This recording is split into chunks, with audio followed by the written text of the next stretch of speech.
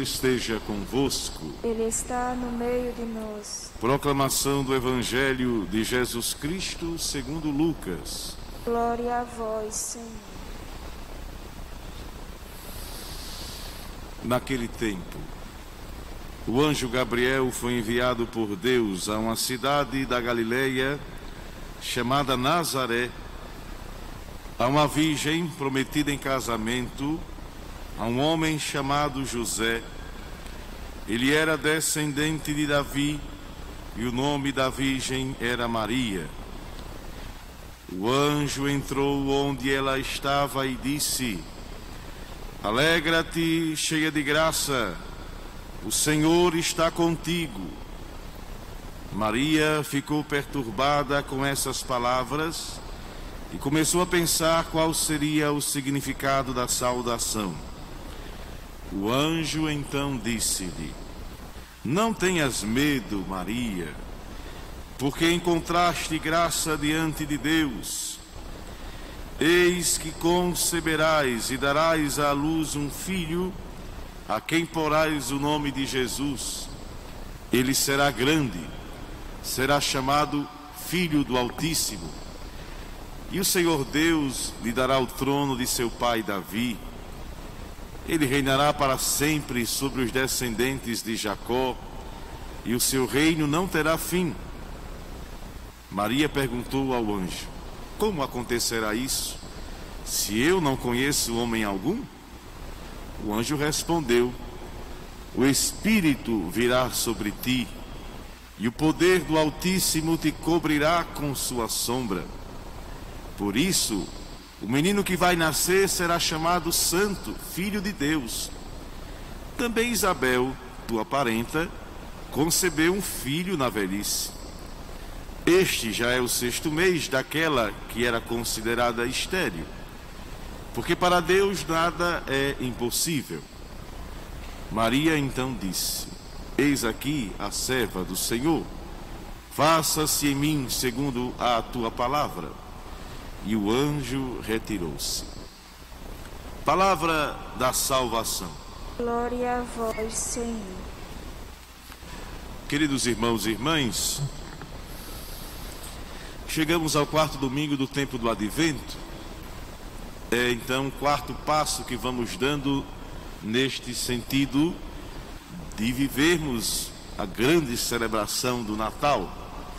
A 4ª vela foi acesa, e isso simboliza que 4º domingo abre a 4ª e última semana do tempo do Advento. E falávamos nos domingos passados que a cada semana e a cada celebração, a liturgia vai como que acendendo uma luz, indicando o sinal ou sinais de que nós devemos nos preparar para este momento. Passamos pelo domingo da vigilância, passamos pelo domingo da preparação, passamos por esse caminho todo de uma análise da nossa vida e da nossa ação. Passamos pelo sentido do domingo passado, da experiência do anúncio de João Batista e da sua humildade. Assim nós nos preparamos agora com o momento ápice deste movimento. Este evangelho, ele, se a gente fosse trabalhar detalhe por detalhe, teríamos muito, mas muito o que falar deste fato. Parece ser muito simples, parece ser... A gente já está tão acostumado a ouvir este evangelho que a gente acha que foi tudo muito tranquilo. Primeira coisa, o primeiro fato desta Sagrada Escritura, desta passagem: olha só que atitude de humildade o nosso Deus tem. Ele veio morar conosco, fazer parte dessa humanidade pecadora, para simplesmente trazer a mensagem da salvação, para nos resgatar das entranhas da morte. A teologia chama de rebaixamento de Deus. Porque se você for analisar qualquer outra religião que não seja cristã, nenhum ser divino deles foi tão humilde como nós, e é como nós. Porque Deus, para nos resgatar da lama da morte que Adão e Eva nos deixou, depois de ter mandado profetas de tantas pessoas na história da salvação, Ele diz: agora eu vou mandar o meu filho para ver se esse povo tem jeito, porque já mandei tantos anunciando e aí não teve jeito. Vocês se lembram da história da parábola do proprietário da vinha que tinha arrendado e tinha mandado os empregados, e aqueles que tinham arrendado mataram os empregados, e ele disse: agora eu vou mandar o meu filho para ver se eles respeitam o meu filho. Essa é a história da salvação que hoje a gente vê. Deus mandou os profetas, os patriarcas, a história da salvação confirma. Aí diz: agora eu vou mandar meu filho, aquele que sai de mim, que é Deus como eu, para ver se dá jeito nessa situação. O rebaixamento de Deus não é aceito nem pelos judeus da forma que foi. E aí nós vamos trabalhar isso certamente no dia do Natal. Mas o nosso Deus se faz tão humilde que, para nos resgatar do mal, diz assim: envio a mim mesmo e meu filho que está em mim para resgatar esse povo. Mas para isso é preciso ter um ventre preparado. E aí a gente não tem para onde discutir. Eu fico preocupado para que as pessoas não entendam que eu esteja falando algo para enfrentar. Não quero enfrentar ninguém.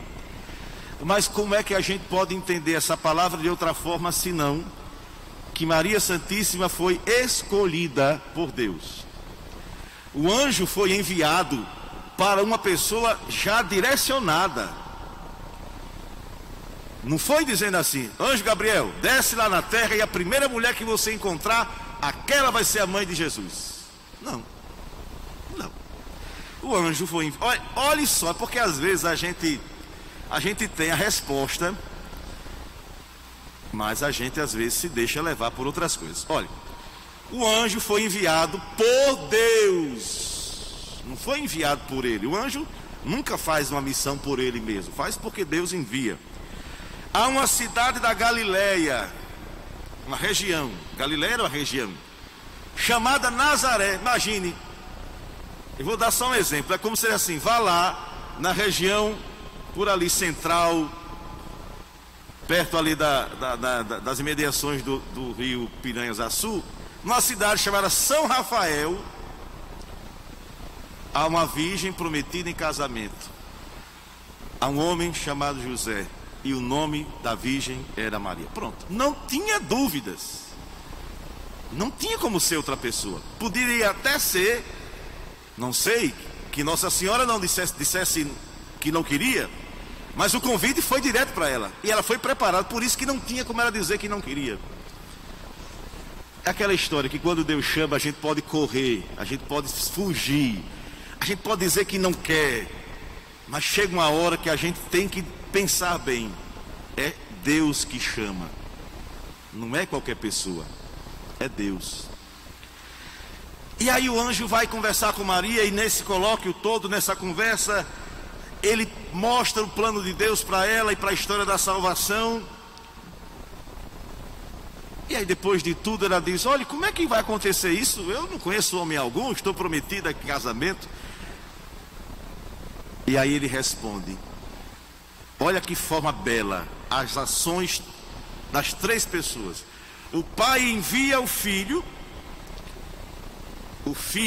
vem até nós pela ação do Espírito Santo. Aí ele diz: não se preocupe, o Espírito virá sobre ti, e o poder do Altíssimo te cobrirá com a sua sombra. Aí está a perfeita proposta de Deus: o envio, a concretização em Cristo e a defesa do Espírito. E aí o anjo faz o resgate de um fato extraordinário, que nós falávamos há pouco do nascimento, ou melhor, nessa semana a liturgia trouxe o momento em que Isabel é agraciada com a gestação de João Batista. E aí o anjo mostra aquilo tudo, e depois de tudo, depois da apresentação do projeto de Deus, não teve outra palavra senão: eis aqui, a escrava. A palavra certa era essa, a escrava do Senhor. Faça-se em mim segundo a tua palavra. A partir desse sim, o Espírito agiu e Maria Santíssima foi fecundada com o sopro da vida do Filho de Deus. Parece ser simples, mas não é. Então, esse mistério todo do Natal que nós estamos nos preparando é o mistério da salvação que vem até nós.